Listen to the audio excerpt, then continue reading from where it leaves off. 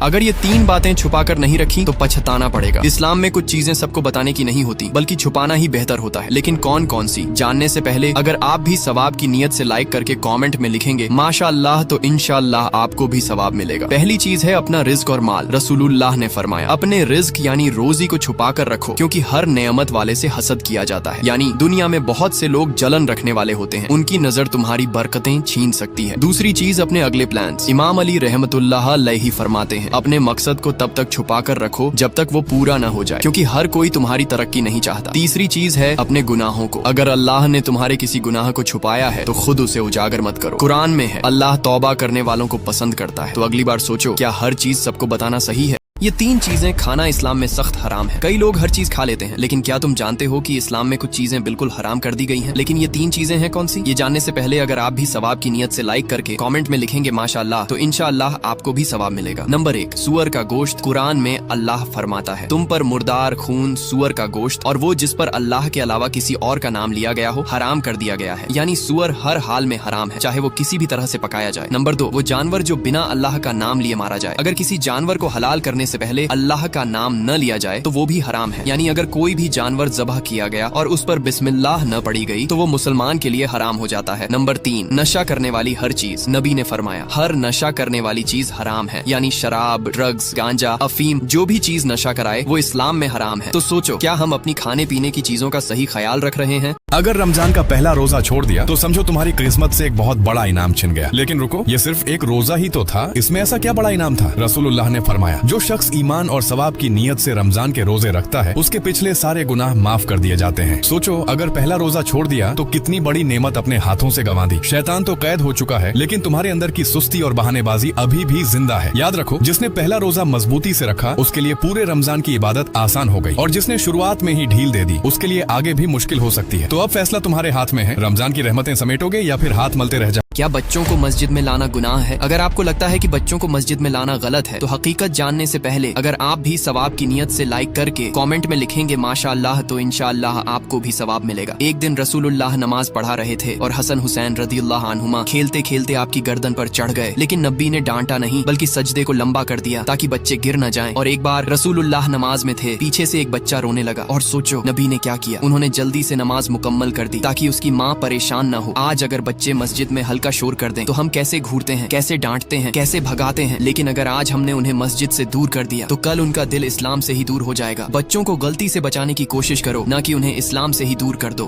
क्या इस्लाम में बर्थडे मनाना जायज है? सहाबा अपना बर्थडे कैसे मनाते थे? आजकल बर्थडे को सेलिब्रेट करना एक ट्रेंड बन गया है, लेकिन क्या सहाबा अपने बर्थडे मनाते थे? इस्लाम में खुशियां मनाने से मना नहीं किया गया, लेकिन सवाल ये है, क्या बर्थडे मनाने का तरीका सही है? केक काटना, कैंडल बुझाना, गाने बजाना, क्या ये इस्लामी तरीके हैं? नहीं। हजारों रुपए सिर्फ एक दिन के लिए उड़ाना, ये इस्लाम सिखाता है? नहीं। रसूल अल्लाह ने फरमाया, जो जिस कौम की नकल करेगा वो उन्हीं में से होगा। सहाबा अपने बर्थडे पर कोई खास जश्न नहीं मनाते थे, बल्कि वो सोचते थे कि एक साल और चला गया, अब मेरे अमाल कैसे हैं? इस्लाम में जन्म के दिन अल्लाह का शुक्र अदा करो, अच्छे अमाल करो, गरीबों को खिलाओ, यही असली खुशी है। याद रखो, बर्थडे मनाना जरूरी नहीं, बल्कि सही तरीके से जिंदगी जीना जरूरी है। क्या आप जानते हैं इस्लाम में 4 दिन ऐसे हैं जिनमें रोजा रखना हराम है, और अगर किसी ने रख लिया तो सवाब नहीं उल्टा गुनाह मिलेगा। हैरान हो गए ना? तो सुनिए, पहला दिन ईद उल फित्र का। रसूलुल्लाह ने फरमाया, इन 2 ईदों के दिन खाना पीना अल्लाह ने हलाल किया है। दूसरा, ईद उल अजहा का दिन, जिस दिन कुर्बानी होती है उस दिन भी रोजा रखना सख्त मना है। तीसरा और चौथा, ईद के बाद वाले 2 दिन यानी 11 और 12 जिलहिज्जा, इनको अय्यामुल तशरीक कहा जाता है। रसूलुल्लाह ने इन तीनों दिनों को खाने पीने और अल्लाह को याद करने के दिन बताया। तो अगर आप भी इबादत के जज्बे में रोजा रखने का इरादा कर रहे हैं तो पहले ये समझ लीजिए कि हर दिन रोजे के लिए नहीं बना। इल्म वही जो सही हो और अमल वही जो सुन्नत के मुताबिक हो। तो लिखो माशाअल्लाह।